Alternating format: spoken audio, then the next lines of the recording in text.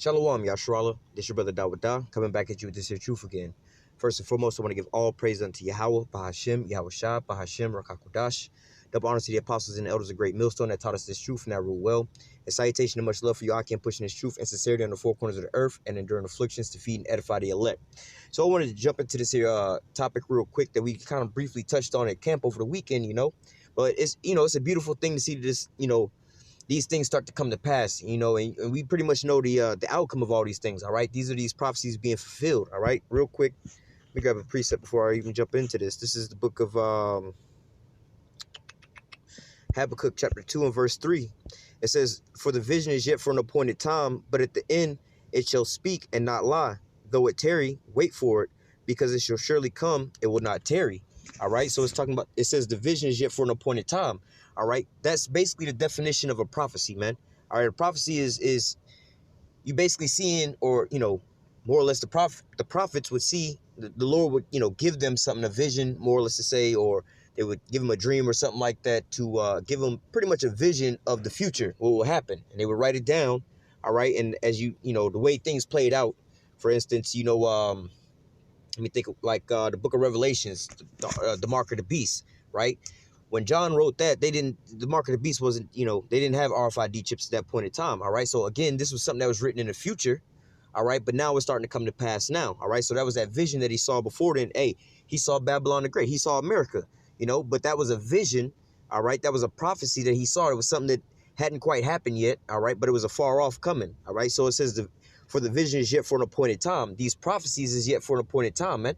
So people, I was speaking to somebody beforehand, but, and ultimately we understand, because we can discern spirits, you know what I'm saying? It's basically they coming up with all kind of excuses, why this isn't the truth, or why this isn't important, well, how do you know? They've been talking about the mark of the beast forever. Well, how do you know that this is it, and how you know it's not that? And even if you break it down, going into the definitions, things like that, to where, and you see the technology today, you're like, well, they never had this technology beforehand, all right? They never, going into the incisions and things put up under your skin and everything like that, and being able to buy and sell, a big monetary system, a big tracking system. They never had anything like that where they implemented it inside of your skin.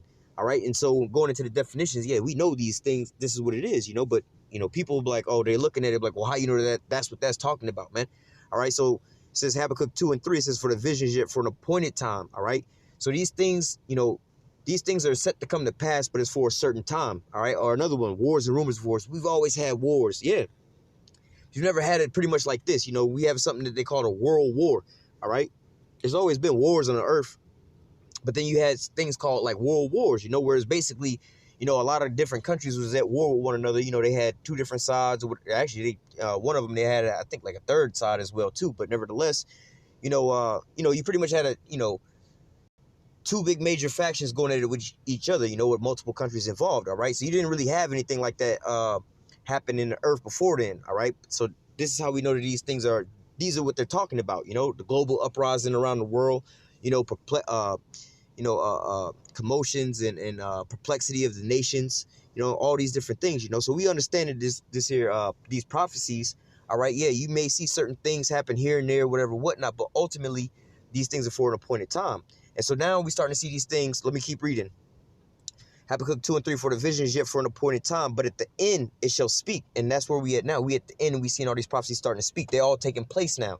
It's not nothing that we're saying now like, oh, well, you just got to have faith, and then one day you'll probably see it. If if you live long enough, you probably see it, or if it's not in your lifetime, you may not see it, but just have faith on it. I mean, we're pretty much in a time now to where it's like, as we've been already speaking about these things, but nevertheless, you know what I'm saying, is damn near we speaking these things and they coming to pass as we speak them. You know what I'm saying? So this is the time now where these visions, these prophecies are actually speaking, man. All right, you actually seeing them coming to pass at this point in time. All right, so it says, but at the end it shall speak and not lie. Again, going back to the RFID chip. Oh, how we know that that's the mark of the beast? They've always said this, and that. They said it was the barcode, and hey, man, it's speaking and it's not gonna lie, man. You're going into these definitions and you do your due diligence. All right. Like the scripture say, blessed he that readeth, and with all that get understanding. You just reading these here words, a mark or whatever, whatnot, but you're not actually going into these words. This is how we know. Plus, the scriptures say that the Lord gave these here prophecies unto his servants, the 144,000. All right, the Lord will do nothing but reveal his secrets unto the servants, the prophets. All right, and those servants, they was going to go out and they was going to preach. All right, and there was going to be no guile found in their mouth. So basically, and you have an unction to know all things. So there's people that's going to be out there that's telling you exactly what it is, what's going to happen. You know what I'm saying? At least, the Lord come back, and then you're like, well, Lord, that ain't fair. We didn't know that this was going on or whatever, whatnot, because you had all these different people talking this and that. Nah, man. The Lord's like, well, yeah, you had all these other people out there. There's going to be many antichrists coming, people that's against the Lord's will and everything like that. But look, there's actually the men of the Lord out there telling you these things coming to pass, man. And how much more beautiful is it in this point in time when you actually seeing these things coming to pass, man? All right, so let's go back to the book of Deuteronomy chapter, where I want to start. Deuteronomy chapter 30 and verse 6. All right, verse 7. And Yahweh thy power will put all these curses upon thy enemies, and on them that hate thee, which persecuted thee. All right, so let's go find out who that number one enemy is. All right, we could have got Psalms 83, but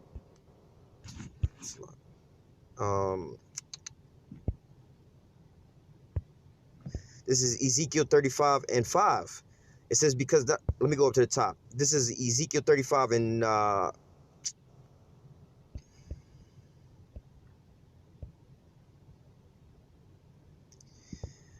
this is Ezekiel 35 and 2.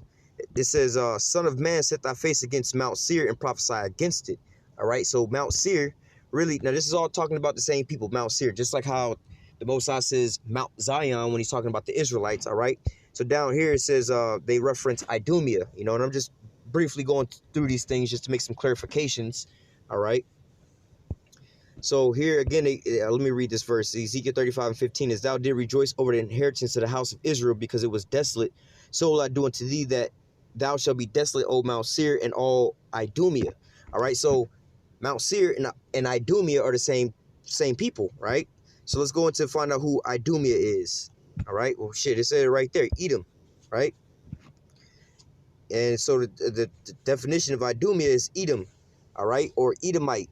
All right, or the descendants of Esau. All right, so this is talking about the Edomites. All right, so let's go back up to Ezekiel 35 and 5. It says, so this is talking to the Edomites, the so-called white man, because thou hast had a perpetual hatred and hast shed the blood of the children of Israel by the force of the sword in the time of their calamity, and the time of their iniquity had an end. So our enemies that the Lord is going to put these here curses upon. All right, Deuteronomy 30 and 7. And Yahweh thy power will put all these curses upon thy enemies. All right, and the chief enemy is who? Esau, Edom, the so-called white man. And on them that hate thee, which persecuted thee. All right, and that's the number one person who did that was Esau, Edom. So let's go and find out about some of these here curses. All right, this is Deuteronomy 28, and I want to say 54.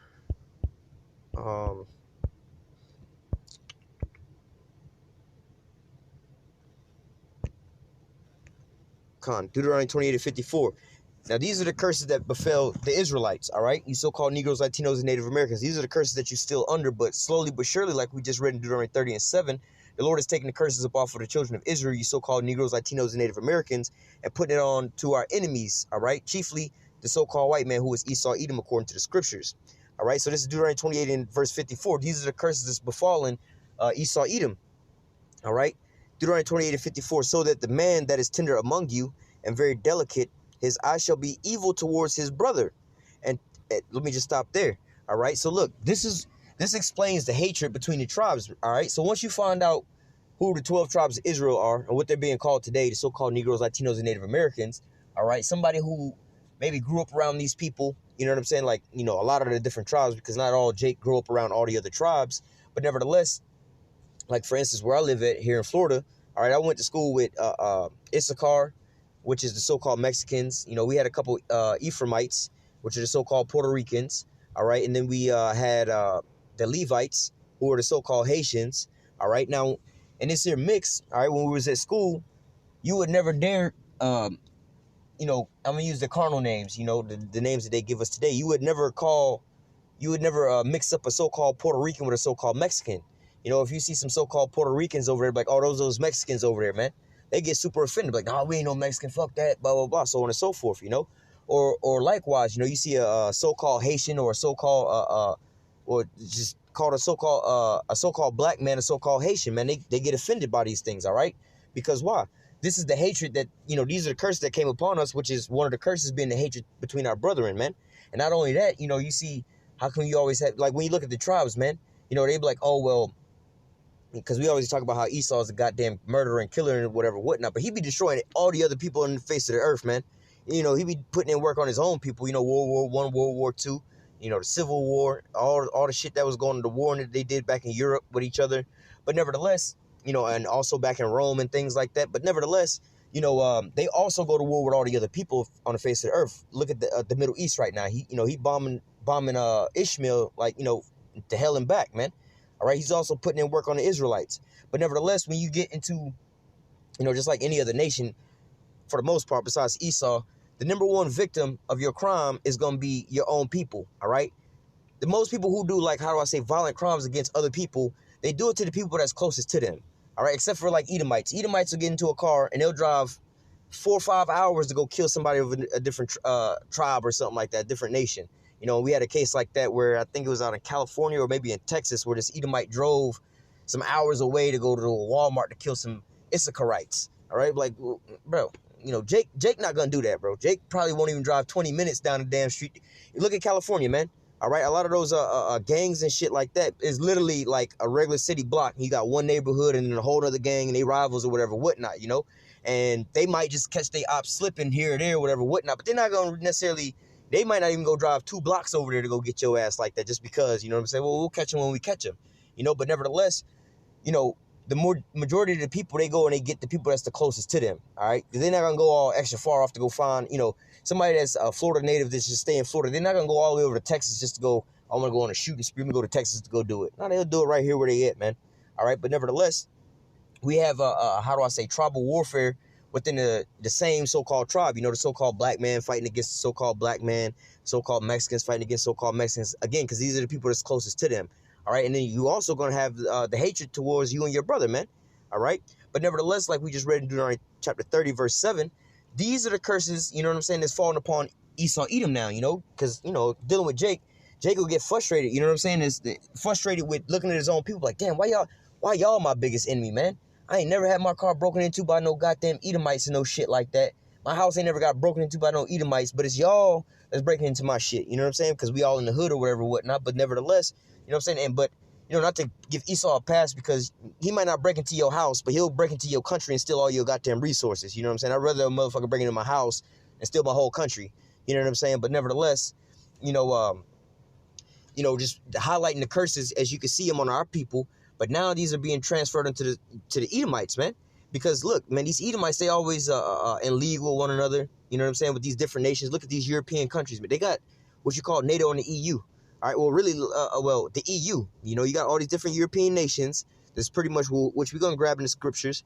They pretty much then gave over their power to be, or their sovereignty to basically be one actual unit, all right, the EU, all right? They have open borders, and I believe they have one currency. So it's basically one big-ass country. You basically don't have all those European countries no more, even though they still have their names, you know what I'm saying? And you can still so-called see borders on the map, but technically it's just one country, all right, the EU, all right? So you see how they band together, man. All right, then look at NATO, man. Basically, you got all Edomites in NATO, all right? And they using this NATO to basically to go against what was the USSR, all right? And you know, at that point in time, you know, at the end of World War II, you know, that was the situation that they was trying to get at, you know, trying to box Russia in, all right? But nevertheless, you know, Esau, you know what I'm saying, who don't have a problem with linking up with his own brothers or whatever, whatnot. Now you start to see that division with them, all right? And so what we're going into, all right, is like what you seen at the NATO summit last week and things like that. All the mockery is coming out from these other NATO, all these other European leaders and things like that, all right? They all mocking Donald Trump, you know, making gun gestures behind his back, you know what I'm saying, calling NATO brain dead, you know, President Macron calling NATO brain dead, you know, calling Trump, I forgot what they called him, but Trudeau called his ass, but then Trump wound up calling him Two-Face. So you're starting to see bickering and backering with basically with brothers, you know what I'm saying? Not just brothers, but brothers in arms. Because, like, look, bro, well, America has, like, the biggest military, or they don't have the biggest military. They have, like, the third biggest military when it comes to soldiers. But they have the biggest reach with their military, all right? The American military has the biggest reach, all right? You know, they're in more places than anybody else, all right? Plus, they have the NATO military, all right? So, like, when you hear a lot of the times about, oh, they got like 700 bases around the world, you know what I'm saying? That's really talking about NATO. Now, America got like 700 to 800, probably, I think like 900 bases around the world, you know what I'm saying? America alone, than NATO. But nevertheless, you know, NATO is they brothers in arms. They all Edomites, but nevertheless, they all put, gave their power over unto basically the beast, which is NATO, all right, to fulfill their power, which we're going to grab all of this in the scriptures. But nevertheless, they didn't band it together, and they're going to subdue the whole earth by linking up together, you know what I'm saying? But nevertheless, this is where they at now. They're ruling over all these other countries, all these other nations, as far as like Moab, Ammon, Ishmael, and Ham, and all this, because wow, you got this band of Edomites that's together, and they all on one accord with just pure domination and putting everybody in subjugation. All right, but now you're starting to see this here divide, man. Like they're trying to go into Iran, all right, and what was it, the nuclear agreement with Iran that Barack Obama signed, but then Donald Trump ripped it up. All right, that actually put a divide between America and NATO, man. All right, because he's talking about look, if anybody start fucking with Iran, all right, we're going to put sanctions on y'all. Even NATO members, y'all going to get sanctioned too if y'all start dealing with them, all right? Anybody want to buy the S-400? Which Russia is an Edomite. They Edomites as well too, but, the Most High is real cold, man. Like the scriptures say, if Satan be divided amongst himself, his kingdom can't stand, all right? So look, man, the Most High cold, he going to use Satan, which is the Edomites, all right? Satan via Russia, those are Edomites. They the damn devils too. All right, we ain't on Russia's side, even though you may hear us talk about, oh, Russia finna wax that ass. But Russia, they still they the devil anyway too. They Edomites, and they gonna wind up being destroyed too. But nevertheless, those devils, the Russians, all right, they devils too, because they Edomites, all right. They gonna wind up destroying with a conglomeration of nations, even though and even with NATO, all right, they gonna wind up destroying America, which is Satan as well too. Like when you go over to those Middle Eastern countries, right? Like Iran and stuff like that. They call America and Israel the big Satan and the little Satan, all right? So again, you're going to have Russia, who is the damn devil, Satan, all right, who's going to use these missiles called, they got what they call a Siramat 1 and a Siramat 2, which NATO nicknamed Satan 1 and Satan 2, all right? Those are like two of their biggest thermonuclear missiles, all right, or vehicles that transport the missiles. All right, they're going to use the Satan 1 and Satan 2 to destroy the big Satan and the little Satan, man. All right, so nevertheless, you see these brothers, they're going to be going at odds in the end-all, be-all. But nevertheless, right now, America has allies. They're other brothers, man. But you starting to see the divide between them as well, too. So now, NATO's purpose was to keep Russia back, all right? And then they was being basically headed by America. But now you're starting to see that divide. And now the NATO members, let me put it this way. The EU members, all right, the European countries over there, they want to side with Russia, all right, because like the scriptures say, Europe is that bottomless pit. They don't really have no resources over there, man. They have to import a lot of things over there. So one of the things that's going on over there, like with the Nord Stream 2 pipeline, which is the reason that they over there battling it out in Syria, all right, is because of the fact that they want to run a pipeline through Syria and certain things like that. So, the black rule is, whoever, they got the golden rule, whoever controls the gold rules, but black gold, whoever controls the black gold, they rule, So they trying to get this here oil to run it through their own territory so they can tax it. So America wanted it to be able to run through Syria and so on and so forth, and be able to tax all of that, But Russia's like, nah, we're going to run it through so on and so forth, and they wound up selling, like Germany, I believe, get like 80% of their, what do they call, I think it's like LRN or something like that. Natural gas, basically. You know what I'm saying? They getting like gas, natural gas. They get a lot of that from like Russia and stuff like that, But America want to cut Russia out, and they the ones want to be getting the money up off of it, just like with the F-35, man. All right, and the S-400 versus the Patriot system. If these nations start buying, we're not going to get on the differences between the S-400 and F-35, but if these nations start buying arms from Russia, America ain't making no money off of that, all right? Because when they got NATO and all these different people buying weapons and planes, Lockheed Martin, Raytheon, Northam Group, what's that other company name? But nevertheless, these are all American companies, man. General Electric, these are all American companies, all right? So America make money off of that even when they allies buy from them. But wait, they're now seeing that these benefits, it's not really benefiting them. So like, for instance, with the F-35, man, that's an expensive-ass plane, all right? And plus, the plane is garbage. It's got like over 900 some faults with that plane, all right? They can't get the plane to pretty much function properly like they say it will on paper, all right? So Germany and France want to create their own plane, all right? They want to do a joint venture to create their own plane. America won't let them. This is creating a divide. They also want to get oil from over there. Like Germany want to get oil from Russia, and build a Nord Stream 2 pipeline, but America don't want to allow that, you know. But this is causing like places like Germany to have to buy oil at a higher price and a cheaper quality of the oil, you know. So they don't like any of these things, all right. But nevertheless, this is all causing divides, you know. Now they also talking about like I said, the nuclear agreement with Iran or whatever, whatnot. The S-400, F-35 with Turkey, all right. The natural gas to like Germany, the planes from Germany and France. All these different things are putting divides between America and their allies, all right? So you start to see this in prophecy come to pass. Deuteronomy 28 and verse 54. So the man that is tender among you and very delicate, his eye shall be evil towards his brother, all right? So you starting to see these things happen, man. All right, these Edomites, you know, they about to lose their whole world dominance, hegemony, because they bickering and backering with each other, man. All right, this is like, I don't know, I'm trying to think of any of these old drug dealer movies, like, I guess Scarface, right? You know what I'm saying? You see how let's just say Scarface would have just rode off into the sunset, super rich or whatever, whatnot, but he just decided to kill his boy at the end, you know what I'm saying? His number one hitman or whatever, whatnot, and everything just went downhill from there. You'd be like, yo, you caused your own demise, man. This is what you see starting to happen right now, all right? So it's continuing on. It says, so that the man that is tender among you and very delicate, his eye shall be evil towards his brother and towards the wife of his bosom and towards the remnant of his children, which he shall leave. All right. And you also seeing this here divide, man. A lot of these Edomites are having divorces now, man. These Edomite women are leaving their Edomite husbands and so on and so forth, man. All right. Also their children, you know, they go on these massive killing sprees or whatever, whatnot, you know, predominantly on other Edomites, man. You know, the majority of these mass shootings, this is why they don't cover them a whole lot, because they just killing each other. They go into the schools and shoot up, you know, their own classmates and stuff like that, man. All right. So from here, I'm going to go to, let me see where I want to go from here. Well, let's just get to,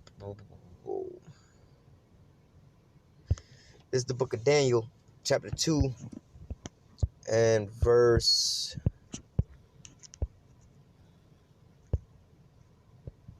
40. All right. So just as a backdrop of this is basically going into Nebuchadnezzar's dream. All right. Nebuchadnezzar had this here dream, and you can look this up on Google, right? Go to Google search and just type in Nebuchadnezzar's dream, and you'll see this image of this big-ass statue, which this is what he wound up having his dream about. All right, now, with that statue is basically a timeline, right? It's telling you basically the world, how you say it, the kingdoms that will rule the world, more or less to say, you know what I'm saying? So, basically, you know, you're not going to count the Egyptians, because this happened after the Egyptians ruled, you know what I'm saying? But, you know, because they was like a world dominating power before then, and also Nimrod with Babel before that. That was all beforehand. So at this point in time, you have the Assyrians and Babylon, all right, being the head. Then you had Medo-Persia, all right. Then you had basically Greece and Rome, all right. But nevertheless, you know, and then Rome was split into two, all right. So we're going to get into that where it's going to talk about the legs and the feet, all right. So this is Daniel 2 and 40. And the fourth kingdom shall be strong as iron, for as much as iron breaketh in pieces and subdue all things, as iron that breaketh all these, it shall break in piece and bruise. All right. So this here fourth kingdom is talking about the Roman Empire. All right. Now, I believe in it's the book of Revelation. All right, where they talk about we're gonna kind of touch on that. Where they, you know, in Revelation, where they talk about this beast that come out of the sea with the 10 heads and the 10 crowns, so on and so forth. You know, people would think that's an actual beast, but it's talking about. Well, they give me the breakdown right here. It's talking about kingdoms. All right, but nevertheless, you know, they said that it had a deadly wound to his head, and it was healed. All right. So what that's talking about is the Roman Empire, basically, you know, like right now, we don't have a Roman Empire no more. You know, if you go and look up on Google Images, the Roman Empire, you will see a huge ass map of their territory. And you type in another search, and you just type in Rome. Rome is like a small ass city in Italy now. All right. So the Roman Empire, all right, is basically, it had been collapsed. All right. So it's basically no more. But before that, you had a split. All right, you had the Ottoman Empire and the Byzantine Empire. All right, Jake was ruling over there in the Byzantine Empire, where Esau was ruling in the Ottoman Empire. All right, going into what, the 1,000 years, you know, where they would Satan would be cast into that great pit. All right, this is going into the Dark Ages. This is when Jake was over there ruling. All right before the Renaissance, before they had that rebirth. All right, before he came out, was loose for the 1,000 years. Right, so this is going into basically the Roman Empire. Now, the Roman Empire, where the deadly wound had a deadly wound to his head and it did live, is talking about basically, again, it collapsed all the way, all right, to where, like you see it now, all right, it's just a small city, all right, to basically being rebirthed, all right, because all those same people came back. And what you see now is basically, you know, the headquarters of it all is basically America, all right. And then when you look at like NATO and the EU, all right, or basically just the EU, because you have some countries like Turkey, all right, that's in NATO, that's not a part of the EU. America also is in NATO and it's not part of the EU, but nevertheless, those European nations, all right, basically all make up the same people that was in the Roman Empire. These are the same people, all right. These are all Edomites, all right. So this is what it's talking about, this fourth kingdom. But you also have to understand that this here kingdom, all right, like I said, the scriptures say it had a deadly wound to his head, will wind up dying, and it will come back. So it was the Roman Empire. This is the rebirth of the Roman Empire right now. This is why, they got like Roman numerals here, Roman columns here, the Colosseums, everything, the Senate here, everything that the Roman Empire had. This is the same thing you have over here now. Same way they had that vast military and so on and so forth. You had the same thing now, all right? Verse 41, and whereas thou sawest the feet and the toes of part of potter's clay and part of iron, the kingdom shall be divided, but there shall be in it of the strength of iron, for as much as thou sawest iron mixed with miry clay. All right, so let me keep reading verse 42. And as the toes of the feet were part of iron and part of clay, so the kingdom shall be partly strong and partly broken. All right, so you're going to have, some of these Edomite nations, you know what I'm saying? Like, for instance, America versus Germany, man. All right, now Germany is not even really allowed to have a huge-ass military after the whole World War II situation. All right, and their economy is pretty much nowhere in comparison to America's economy, man. All right, nowhere in comparison. So nevertheless, you see, part of it is strong and part of it is weak, man. All right, America's military is a lot more. When you go to NATO, what Donald Trump is tripping about is the fact that they pay, 75% of the NATO budget, whereas all the other nations in there make up the rest of it, But nevertheless, America also being the head, all right, like we'll grab it in the book of Revelations. That's the whore that's riding upon the beast. All right, that's the head of this whole situation. So to give you an analogy of that, the beast, all right, would be like a horse. The whore would be the rider. Or to give it to you in a modern day sense, the beast, NATO and the EU, would be the car, and the whore would be the driver of the car. All right, so the driver of the car is directing the car wherever the car is going to go. The car's not going to go, down a block by itself. You know what I'm saying? It's got to be started up and guided wherever it need to be, driven to wherever it need to be driven to. All right, so this is how America, being the whore, is guiding and driving the beast, which is NATO, all right, or the EU, NATO and the EU, all right. So continuing on, verse 43, and whereas thou sawest iron mixed with miry clay, they shall mingle themselves with the seed of men, but they shall not cleave to one another, even as iron is not mixed with clay. All right, and in the days of these kings shall the power of heaven set up a kingdom which shall never be destroyed, and the kingdom shall not be left to other people, but it shall break in peace and consume all these kingdoms. It shall stand forever. All right. So basically, what that's going into is letting you know it's at the end all be all. All right, this is the revived Roman Empire. This is the kingdom that's in position right now before Yahushua returns. This is going to be the kingdom he takes out. But nevertheless, it's going into it how they're going to be partly strong, partly weak. There's going to be a divide there, man. They're not going to really cleave to one another, man. All right, they're not going to be stuck together like like glue, man. They pretty much like oil and water, man. They're going to you can mix them. You can put oil, half of a glass full of oil, half of it full of water. It'll separate, but you can take it and shake it up real hard. It'll mix a little bit, but then once it's settled and, everything's settled, it's going to just separate again. And that's basically the analogy that was given here about, the iron and the miry clay, man. All right, yeah, you can mix them together, but they're not going to really stay mixed together, man. They're going to be on one accord here and there, but then eventually they're going to want to start to separate, all right? So we're going to go from there to, did I want to grab anything else before I close? Yeah, if anything else pop up to me, I'll grab that as well too. This is Revelation chapter 17. All right, I'm gonna just start at the top real quick. And there came one of the seven angels which had the seven vials, and talked to me, saying unto me, Come hither, and I will show thee the judgment of the great whore which sitteth upon many waters. All right, let me jump down to verse 15. And he saith unto me, The waters which thou sawest, where the whore sitteth, are peoples and multitudes and nations and tongues. So when it's talking about this great whore sitting on many waters, it's not talking about it's not really talking about the Roman Empire, because again, this is the revived Roman Empire. All right, what it's talking about, like it just broke down, sitting on these seven waters, is Babylon. America is basically sitting over top of all these other nations, man. All right, because it just told you that the waters are the peoples, tongues, and nations, man. All right, and America's the one that's ruling over top of all these other nations, man. You don't see France or Germany is like, look, we want to go over here and invade this country, and we need, because they have in the NATO pact, if one of them go to war, you attack one of them, They all coming to their aid, you know. But you don't see France or Germany or none of these other countries that's in NATO or the EU going out to go start plundering and calling America. You know, you ain't never seen that in the news. Like, well, France started a war, we got to go over there and back them up. No, it's always the other way around. Like when America invaded Iraq, man, I believe it was like 38 different countries over there bombing in Iraq, man, at one time, man. You see what I'm saying? But nevertheless, continuing on, jumping down to verse...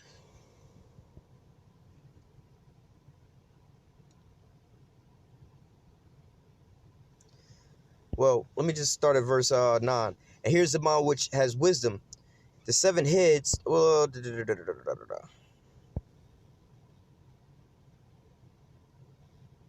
let me start at verse 7. And the angel said unto me, wherefore did thou marvel? I will tell you the mystery of the woman and of the beast which carried her, which had 7 heads and 10 horns. All right. So again, you starting to see about the 10 toes, right? Going into the statue. This is the same breakdown. You know, they just reiterating it a little different. All right.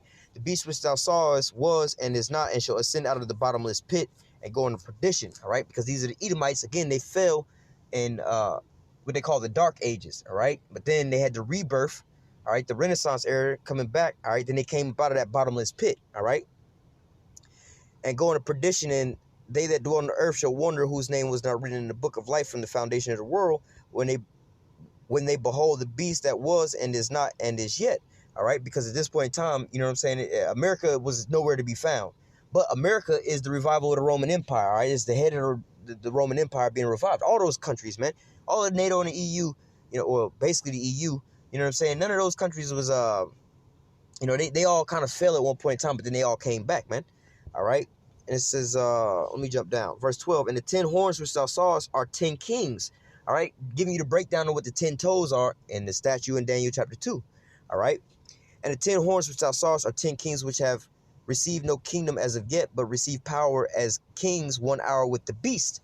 All right. So at that point in time, you didn't have like what you would call today, like Germany, France, so on and so forth. You know, and of course they all wind up having their fall. Verse 13, these have one mind and shall give their power and strength over unto the beast. All right, so this is what you see happen when they created basically the EU. But it started, I believe, with the League of NATO and the EU is like the third wave of it. But they had something else. I forgot what it's called. It was like the League of Nations. Then you had like NATO. All right, but nevertheless, this is what you see going on, like with NATO. You know, they wind up giving their mind and their military might over onto this here one system, or the EU. You know, that's pretty much all political situations going on. All right, with NATO is more or less like a militarily situation that's going on. All right, but nevertheless, all these sovereign nations gave up their sovereignty. All right, and in their own will and their own agenda to be a part of this one conglomeration, or this one agenda. All right, let me stop there real quick because I knew I had a precept I was going to grab. Obadiah 1 and 7. All right, it says, all the men of thy confederacy have brought thee even to the border. The men that were at peace with thee have deceived thee. And this is what you see going on right now. NATO and the EU, the brothers, you know what I'm saying, these Edomite brothers, they starting to have beef between one another, man. All right. It says, they that deceived thee, Salah, all the men of thy confederacy that brought thee even to the border, the men that were at peace with thee have deceived thee and prevailed against thee. They that eat thy bread have laid a wound under thee, and there is no understanding in him. All right. So it says, they that eat thy bread, all right, the bread is the resources, the new, you know, if you feed a person, you building them up, giving them vitamins and nutrients and all the things that they need to be healthy, right? Same way with you know, in this scenario, you know, we're going to give you all the weapons, the money, the funding, the backup, whatever, the security that you need to thrive and to help out this here one situation, all right? So they all wind up giving their power over unto the beast, but guess what? The scriptures say, Obadiah 1 and 7, all the men of thy confederacy have brought thee even to the border. The men that were at peace with thee have deceived thee and prevailed against thee, and they that eat thy bread have laid a wound under thee, and there is no understanding in him. So these Edomites over here in America, they don't even realize they're being brought into a trick bag, man. This is the end all be all for him. Trump's over here mocking these people, whatever, whatnot, but he don't realize that's the end all be. That's his demise, man. That's the demise of America, man, and it's all prophesied in the scriptures. All right. So let's go back to Revelation 17 and 13. These have one mind and shall give their power and their strength unto the beast. All right. So we was just reading all the men that was a confederacy with these American Edomites. All right. These shall make war with the Lamb, and the Lamb shall overcome them, for he is Lord of lords and King of kings, and they that are with him are called chosen and faithful. All right, like you can read in the book of 2nd Ezra, chapter 13, about how, basically they're going to be fighting each other in World War III. But in the midst of all that, it's going to be realm against realm, Basically, the Lord's going to come back and fight against these people, man. And in the middle of this here war, they're going to turn from fighting each other to fight against the Lord, man. All right, but they're going to be decimated, all right? You can listen to Ronald Reagan with the Star Wars program speech and so on and so forth, man. All right? So it says, verse 14, these shall make war with the Lamb, NATO, the EU, and America. They're going to want to make these Edomites, they're going to make war with Yahushua when he come back. And the Lamb shall overcome them, for he is Lord of Lords and King of Kings, and they that are with him are called chosen and faithful. All right? Verse 15, and he saith unto me, the water which thou sawest, where the whore sitteth, are peoples, multitudes, and nations, and tongues.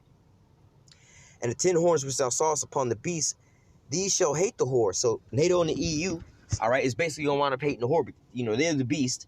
They're going to wind up hating the whore, which is America, right? It says, in the 10 horns which thou sawest upon the beast, these shall hate the whore, and shall make her desolate and naked, and shall eat her flesh and burn her with fire. And right now you're starting to see that hatred being built up between these other NATO members and the EU members against Donald Trump in America, man. Donald Trump wound up canceling out the NATO summit, the last little leg of that, and came home early. And it just depressed, man. He got the impeachment going on over here. All right, and over there, all his buddies is all turning their back on him. Everybody calling him dumb. So now, hey, man, you seeing your demise now, man. All right. But here it says, and the 10 horns which thou sawest upon the beast, these shall hate the whore, and shall make her desolate and naked, and shall eat her flesh and burn her with fire. Because ultimately, all these nations that have these nuclear weapons, these missiles and shit like that, they're gonna all be turned in and shot on America, man. All right. So also, you see this here snare being laid for Esau with NATO and the EU, because they still in partners with one another. All right. Also, like with Turkey, right? Yeah, they're in conglomeration in NATO with America, but all of a sudden they get this S-400, which makes the damn F-35 obsolete, man.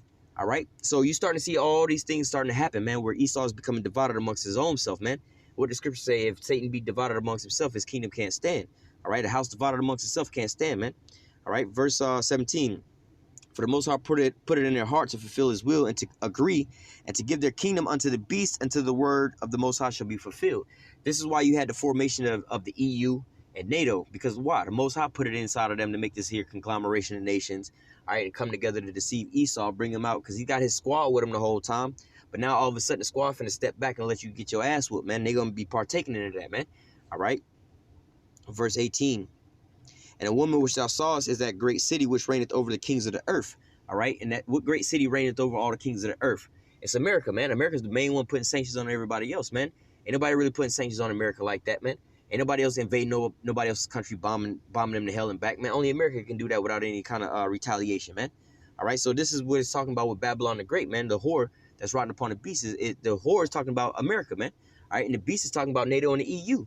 All right, and they ain't in conglomeration with one another, but what do you start to see happen now? That divide being split between them on all different levels, between the Brexit, all right, economics, trying to raise up more money for the NATO budget, all right? You see them talking trash behind Trump back, Trump tweeting about them, talking trash about them, all right? You seeing all these different things, the rest of NATO and the EU want to actually be friends with Russia, but America like, hell no. Nah. You see the nuclear agreement with Iran. All these things are causing divides between Esau and Edom, man. This is that trick bag that the Most High has got his ass in, but the pride of his heart has deceived him, man. He gonna keep pushing until his ass be destroyed, man. All right, so I'm gonna go ahead and close out with that. Lord willing, this here lesson was edifying into the elect. Until next time, I say, call halal Yahweh, Bahashem Yahweh Shah, Bahashem Rakakwadash. Double honors to the apostles and elders of great millstone that taught us this truth and that rule well. And salutation and much love for y'all. I can push this truth and sincerity in the four corners of the earth and enduring afflictions to feed and edify the elect. Until next time, I say, stay strong and shalom.